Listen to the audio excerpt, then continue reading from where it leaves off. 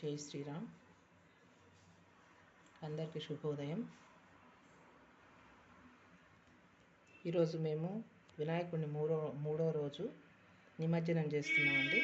అందుకు కావాల్సిన ఈరోజు ప్రసాదాలు పంచుతాము, ఇంట్లో నైవేద్యం పెట్టాం కదా, దానికి నేను బ్యాంబినో స్వీట్ చేసిన.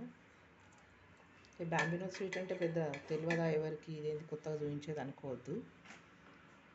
చాలామంది అందరము ఎప్పుడైనా కానీ పాలతో చేస్తాం, ఎక్కువ వరకు పాలతోనే కీర్ చేస్తాం కదా. నేను ఏం చేసిన అంటే, వెనకట మనకు సేవేలు అని వస్తుండే, సేవేలు చేద్దరు ఇంట్లో చేయడము, షాపులలో కొనుక్కోవడము, మేమైతే ఇంట్లోనే తయారు చేసుకుందాం అప్పుడు సేవేలు దీపావళికి. అట్లా ఇప్పుడు బ్యాంబినో అవి వేడి నీళ్ళు వేసి వార్చి చేస్తారు కదా, అట్లా నేను బ్యాంబినో కీర్ ఇప్పుడు ఆల్రెడీ చేసిన మీకు చూపిద్దామని. నేను క్వాంటిటీ చెప్తాను.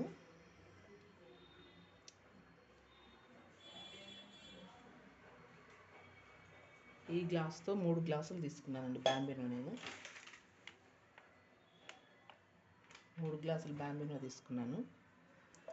ఈ ఒకటికి ఒకటి తీసుకోకూడదు, నీళ్ళు 3 గ్లాసుల బ్యాంబినో తీసుకుంటే 2 గ్లాసులు నీళ్లు తీసుకున్నాను. దీంతో నేను 2 గ్లాసులు చక్కెర తీసుకున్నాను. ఈ బ్యాంబినోకి కావాల్సింది నెయ్యి.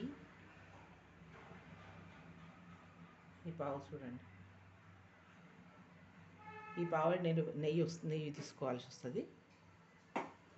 ఫస్ట్ ఈ పావులో సగం నెయ్యి తీసుకొని గిన్నె వేడెక్కిన తర్వాత ఆ గిన్నెలో వేసుకొని ఇవి బ్యాంబినో వేసి బాగా వేయించాలి.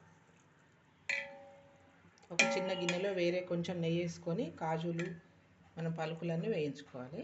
కిస్మిస్ ఇష్టం ఉంటే వేసుకోవచ్చు, లేకపోతే లేదు. కానీ వేసుకొని ఇలాచీలు కూడా ఒక 5 ఇలాచీలు పొడి కొట్టి పెట్టుకోవాలి, పక్కన సన్న పొడి తీసుకోవాలి.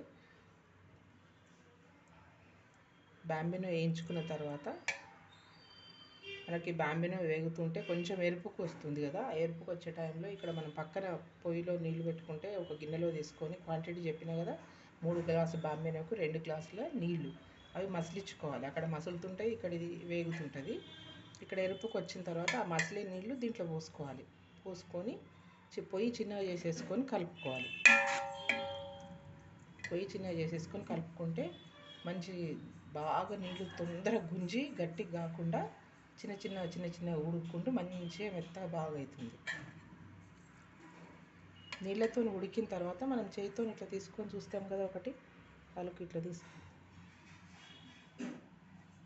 ఇట్లా చూసిన తర్వాత ఇది చూడండి, మనకి ఇట్లా మెత్తగా అయిపోతే ఉడికినట్టు. ఉడికిన తర్వాత చక్కెర, పలుకులు, ఇలాచీ పొడి వేసుకొని మంచిగా కలిపేసి మీద నుంచి మళ్ళీ కొంచెం నెయ్యి వేసుకోవాలి. ఫస్ట్ సగం పావు నెయ్యి వేసుకున్నాం కదా గోలియడానికి, మళ్ళీ సగం పావు మీద నుంచి వేసేసుకొని మంచిగా ఒక 5-10 నిమిషాలు ఉడికిచ్చేసి పొయ్యి ఆఫ్ చేసేసేయాలి. ఇది మనం పాలతో కాకుండా నీళ్ళతో చేసుకునే బ్యాంబినో పాయసం.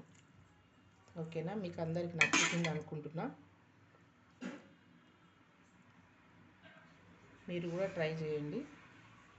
ఒక్కొక్కసారి వెరైటీస్ మనకు అవసరం ఉంటాయి కాబట్టి మనం కూడా ఎన్నో వీడియోస్ నేను కూడా చూస్తుంటా, ట్రై చేస్తుంటా. మీరు కూడా నా వీడియో చూసి ట్రై చేస్తారని చెప్పి అనుకుంటున్నా. Thank you.